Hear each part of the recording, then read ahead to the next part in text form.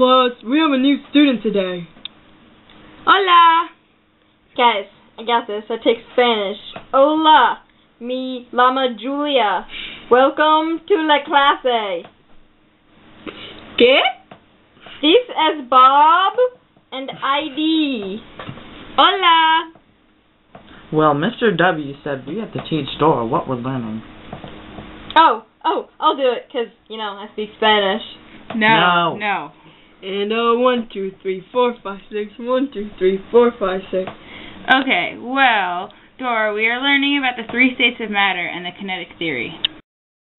Mini lesson! Woo! Okay, Dora. First, matter is anything that has mass and takes up space. So the 3 states of matter are solid, liquid, and gas. A solid is anything that is a fixed volume. It's rigid and doesn't take shape of a container. A liquid has a fixed volume. It's fluid. It fills up the container. And a gas has no fixed volume and is a compressible fluid that takes up the shape of the container. A solid is able to change to a liquid and back again. That's called melting. Melting is the process of turning a solid to a liquid.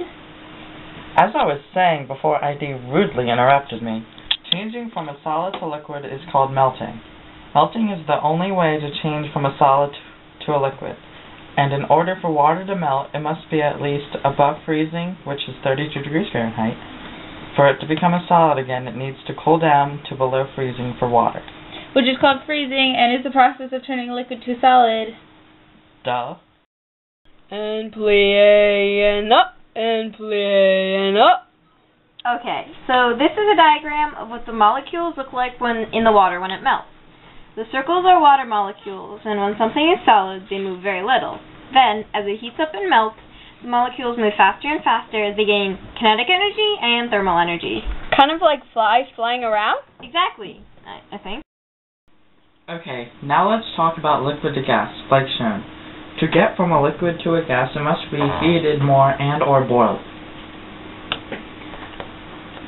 Boiling is the process of turning a liquid to a gas. Okay, you really need to stop interrupting me with your stupid dictionary.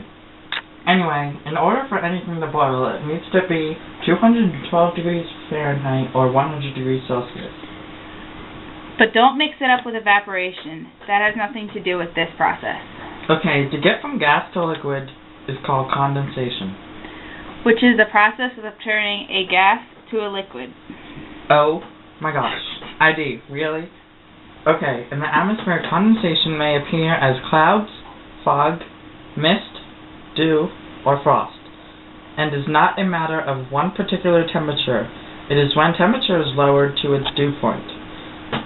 Now it's when it gets complicated because there are certain things that don't have a liquid state. And jump, and jump, and spin. Okay, so this is called sublimation. Which is the process in which solid turns straight to a gas and back without the liquid phase. And it occurs in iodine, carbon dioxide, the chemical in mothballs, and camphor. But under the right conditions, even substances that don't normally do this can skip liquid phase. Okay, now let's use it in real life. Water, a liquid. First, it can be frozen into an ice cube, or the area around it must be below freezing. Then, it can go back to a liquid, which means it needs to be melted, and the area around it has to be above freezing. It can be changed to gas, which is boiling, remember? See. And then back via condensation. Putting into kinetic theory, we understand that all matter is made up of moving particles. Gas has the most motion when in a container. Liquid has some motion when in a container. And solid has the least motion. Now, diffusion is the migration of a substance from an area of high concentration to an area of low concentration. From the kinetic point of view, we understand that all matter is made up of moving particles. Thus, fluid phases, you would expect that this random motion would eventually mix the contents. Yeah. So this process isn't instant, and it happens faster in gases, and at different speeds for each gas. Okay, Dora, do you get it? Yeah, I already knew, like, all of this, and I speak perfect English, too. You guys are weird. Okay, well, I bet you didn't know the exact definitions, huh? Okay, that was pointless. And Parra shot, and 2, 3, 4. Well, now I know who not to talk to.